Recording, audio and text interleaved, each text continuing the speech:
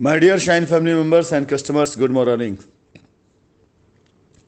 क्षमा चाहूँगा ये वॉइस नोट आज आधी रात को आपके पास जा रहा है और आप में से काफ़ी लोग नींद के आगोश में जा चुके होंगे और जो जाग रहे होंगे वो बगैर सुने हुए भी नहीं सोएंगे, ये भी मुझे यकीन है।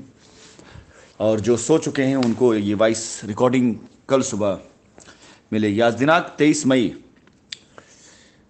आपके यहाँ 24 मई हो चुका है, दिन रविवार। आज दिन भर मेरा सिर्फ एक ही चीज़ में ज़्यादा वक्त गया है। आप सभी लोगों के अब तक किए गए सभी बातों और आपसे लिए हुए सभी आइडिया, सभी विचार और अब तक की पूरी खबरों और न्यूज़ के ऊपर मैंने मंथन करके यही पाया है कि आप सभी लोगों को ज़्यादा से ज़्यादा बरगला करके या उकसा करके या बहका करके सिर्फ आपका हमारा समय बर्बाद किया गया है और लोगों ने उसका फ़ायदा उठाया। माफ़ कीजिएगा, मैं रोज़ अगर आपसे ये बातें करता हूँ तो इसलिए कतई नहीं करता हूँ कि इससे मैं कोई फ़ायदा लेना चाहता हूँ या मैं कोई सफाई देना चाहता हूँ। मैं सिर्फ ये चाहता हूँ कि मैं जिन कार्यों को करने जा रहा हूँ उन कार्यों में किसी प्रकार की कोई बाधा ना आने पाए मेरे कस्टमर्स की तरफ से। अगर उधर से कोई बाधा आती है तो क्षमा करिएगा। मैं बिल्कुल सर झुकाकर काम करने के लिए आया हूँ और सर झुकाकर की लाइबिलिटी उतारने के लिए आया हूँ। मेरा पहला प्राथमिकता, जो मेरी पहली प्राथमिकता है, वो आपकी लाइबिलिटी ख़त्म करना है। लेकिन किसी भी तरह की फालतू की चीज़ों में पड़ना या इधर उधर के पॉलिटिक्स में उलझना या इधर उधर को उठाई गिरोह के चक्कर में आकर के अपने वक्त को बर्बाद करना अगर आपको अच्छा लगता है तो कृपया करके आप अपना समय उधर बर्बाद करिएगा।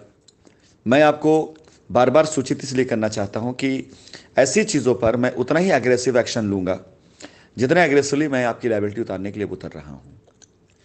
जैसा कि बार बार की बातों मैंने आपको बताया भी, और ट्रेलर दिखाने के लिए मैं जल्दी अगली किसी मीटिंग में या किसी उसमें मैं आप लोगों को कुछ स्क्रीनशॉट दिखाऊंगा जिसमें उस दरमियान जब लोग कहा करते थे कि कंपनी पैसा नहीं दे रही है, कंपनी भाग गई, तो किन किन लोगों के अकाउंट में या किन किन लोगों के कहने पर किन किन कस्टमर्स का पैसा ट्रांसफर किया गया है, ये मैं आप लोगों को एविडेंस भी सिर्फ झलक दिखाने के लिए दूंगा। इसलिए कतई नहीं कि मैं किसी के खिलाफ आपको करना चाहता हूं, इसलिए क्योंकि मेरे सुनने में ये आया है कई लोगों की तरफ से। मुझे मेरे उन साथियों ने, एसोसिएट्स ने बताया जो आजकल संपर्क में है, उन्होंने नेगेटिव नहीं बल्कि पॉजिटिव तरीके से बताया कि उनको बिलीव है कि हाँ, जो मैं कह रहा हूँ गलत नहीं कह रहा हूँ। कुछ लोगों तक जब लोगों के हाथ पहुंचे या लोगों ने जब उनसे पूछताछ करनी शुरू करी तो एज यूजुअल कोई ये कबूल करने वाला नहीं मिलेगा आपको तुरंत कि नहीं साहब उन्हें पैसा मिला है। और ये सबसे बड़ी गलती लोग कर रहे हैं कि हड़बड़ाहट में पहला वाक्य झूठ का बोल दे रहे हैं। क्योंकि जब मैं साबित करूंगा अगर जरूरत पड़ी तो लोगों का जवाब मैं अभी से बता के चलता हूं कि लोग कहेंगे अरे भाई लाइबिलिटी तो 10 करोड़ रुपए की थी, अगर मुझे 2 करोड़ रुपए दिया तो मेरे लिए भी तो पहले अपनी लाइबिलिटी दूर करना जरूरी था। मैंने अपनी लाइबिलिटी दूर करने के लिए मैं गया दुबई, जाकर मिला वहां पर, या मैंने फॉलोअप लिया, अगर पैसा आएगा तो पहले मैं अपना देखूंगा पहले तुम्हारा देखूंगा। ये जवाब आपको मिलेगा, तैयार रहिए आप। अब ये पहला जवाब लोगों को यही मिलेगा, नहीं मुझे कुछ नहीं मिला, वो झूठ बोल रहे हैं या तुमको बहका रहे हैं, ऐसा कुछ जवाब आएगा। लेकिन जब साबित होने लग जाएगा, सबूत मिलने लग जाएगा और पेपर मिल लग जाएंगे, तब लोग आपको ये कहते हुए नजर आएंगे कि नहीं, एक्चुअली मुझे मिला तो था लेकिन मैं पहले अपना देखूंगा कि पहले तुम्हारा देखूंगा। अब ये कह करके आपसे वो बैर लेना शुरू करेंगे। किसी भी हाल में किसी भी तरीके से मैं किसी खिलाफ नहीं जाना चाहता था, न जाना चाहता हूं। लेकिन आज ये नौबत सिर्फ इसलिए आई है क्योंकि मैं बहुत बड़ी गलती कर रहा था। मैं लोगों से डायरेक्ट दूर था और लोगों के जरिए लोगों तक पहुंचने की कोशिश कर रहा था। और जो लोग हमारे और आपके बीच में थे वो आपसे मीठी मीठी बात करते थे इसलिए ताकि आप उन पर प्रेशर ना बनाएं, और मुझसे मीठी मीठी बातें इसलिए करते ताकि मुझसे वो चीज़ें पा सके जो मुझसे अपेक्षा करते थे। और मुझसे पाई चीज़ें आप तक ना जाए इसलिए मेरे बारे में बुरी बातें और बुराइयां करना उनका एक नियत बन चुका था। ये बात कहने की आवश्यकता नहीं थी, सिर्फ इसलिए रिमाइंडर तौर पर। हाँ, मैं कुछ चीज़ें इंपॉर्टेंट बताना चाहूँगा। मेरी आज भी कुछ लोगों से बातचीत हुई है, वो लोग जो पहले विरोध में थे, क्योंकि उन लोगों की खास रिक्वेस्ट पर ये मैं नाम लिए बगैर कुछ चीज़ें कहना चाहूँगा, ताकि वो कस्टमर जो बहके हुए हैं अभी, जो कंफ्यूजन की मुद्रा में हैं, उन्हें मेरी बातों में सच्चाई जरूर दिखाई देगी, क्योंकि उसके पात्र रहे हैं वो। तो ऐसे लोग जो वाकई में आपको फ्रंट लाइन में दिखाई दे रहे हैं, थे पहले कभी, कि वो जंग लड़ रहे हैं और संघर्ष कर रहे हैं और अधिकार के लिए लड़ रहे हैं और उन्मूलन कर रहे हैं, वो सारे लोगों के बीच के जो मुख्य लोगों में से कुछ लोग थे जिनसे मेरी बातचीत हुई भी और होनी शुरू हुई। मैंने फ़ोन किया है, उनका फ़ोन नहीं आया है, मैसेज आए हैं, मुझे नंबर मिले हैं, मैंने फ़ोन किया है।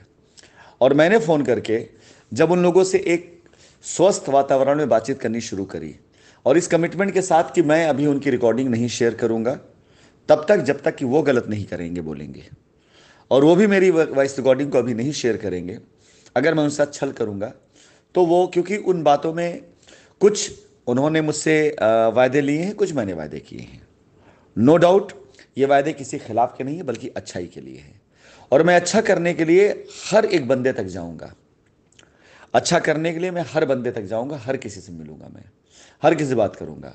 मेरा दुश्मन भी अगर कोई होगा और उसने मेरे लिए कभी जहर भी उगला होगा, लेकिन अगर आज वो उन कन्फ्यूज़न से निकल करके उस रास्ते पे चलने को, गलती में अगर उसने कुछ गलत किया होगा, गलती से अनजाने में किसी ने बरगलाया होगा, तो मैं हर उस आदमी के साथ में खड़ा हूं और उसके साथ, उसका साथ देने के लिए खड़ा हूं। हाँ, उन लोगों के साथ कतई नहीं खड़ा हूं जो जानबूझकर, जानते हुए लोगों की मजबूरियों का फायदा उठाने के लिए, जिन लोगों ने परपंच किया और नाटक किया, उनके साथ तो मैं कतई नहीं खड़ा हूं। आज कुछ लोगों से बातचीत हुई, बताया लोगों ने कि आपस में खुद में एक क्लेश, एक फूट पड़नी शुरू हो गई है।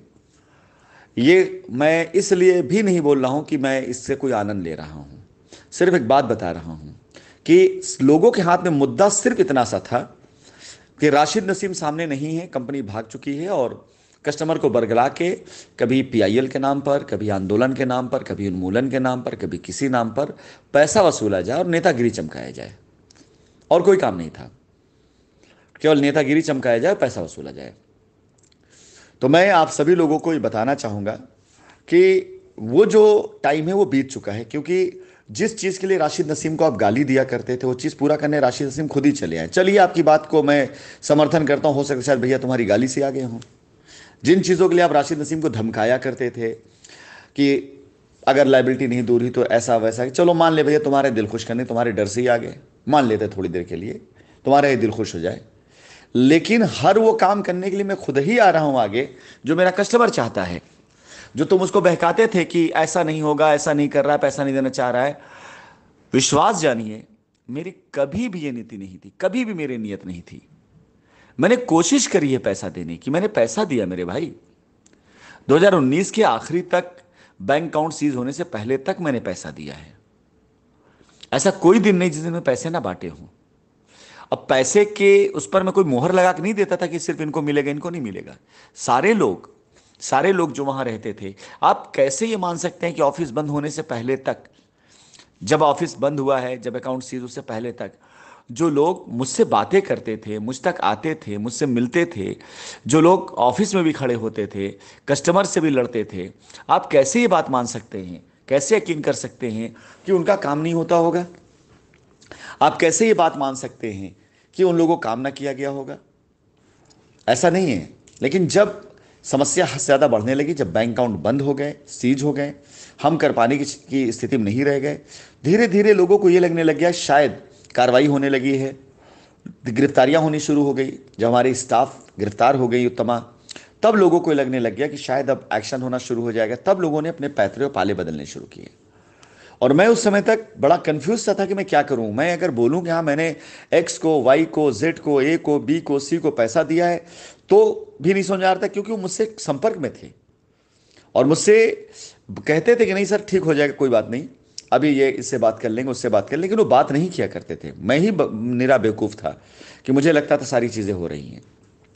आपको बता दूं आज कि एक बच्चा हमारा अरेस्ट हुआ था, उसकी गिरफ्तारी में सिर्फ ये था 2 लाख रुपए अगर दे दिया जाएगा तो छूट जाएगा।